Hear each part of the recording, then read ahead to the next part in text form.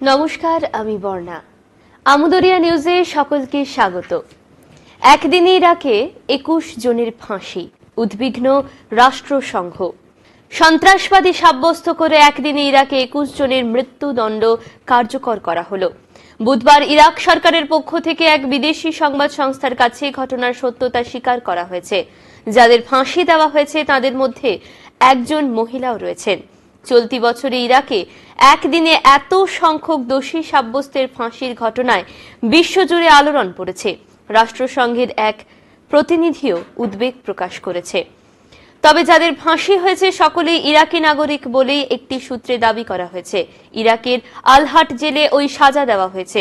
চলতি বছরে ইরাকে দেশবিরোধী ও জঙ্গি সাব্যস্ত করে 100 জনকে মৃত্যুদণ্ডের সাজা শুনিয়েছেন সে দেশের আদালত। তার মধ্যে জানুয়ারি থেকে মে মাসের মধ্যেই 24 জনের সাজা কার্যকর হয়েছে। গণতন্ত্র ফেরানোর আলোচনা রাখতে হবে আওয়ামী লীগকে, মত শেখ হাসিনার ছেলের।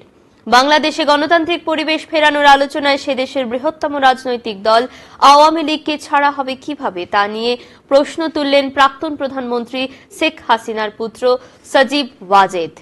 তিনি বর্তমানে আমেরিকায় থাকেন।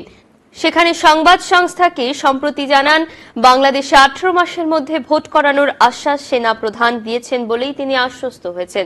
তবে দেশে গণতন্ত্র ফেরানোর প্রক্রিয়ায় সে দেশের বৃহত্তম রাজনৈতিক দল আওয়ামী লীগকে বাদ দিয়ে হওয়া সম্ভব নয় বলেই সজীবের দাবি।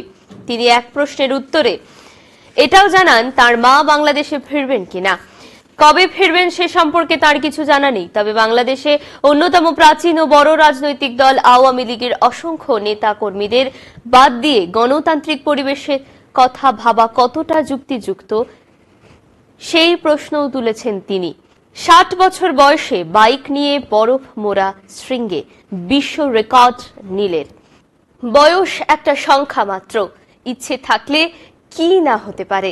জেদ মনোবল থাকলে 60 বছর বয়সেও বাইক নিয়ে নেপালের 7246 মিটার বরফে মোড়া শৃঙ্গে ওঠা যায়। এটাই প্রমাণ করে দেখালেন ব্রিটিশ অভিযাত্রী নীল লটন। 60 বছর বয়সী নীল শেরপানিমা কেচলাকে নিয়ে দুদিন আগেই বাইক নিয়ে ওই শৃঙ্গে উঠে বিশ্ব রেকর্ড গড়ে ফেলেছেন। একটা সময় ব্রিটিশ নৌবাহিনীর কমান্ডো ছিলেন তিনি। অবসরের পরে বাইক নিয়ে পাহাড়ে ঘুরে বেড়ান।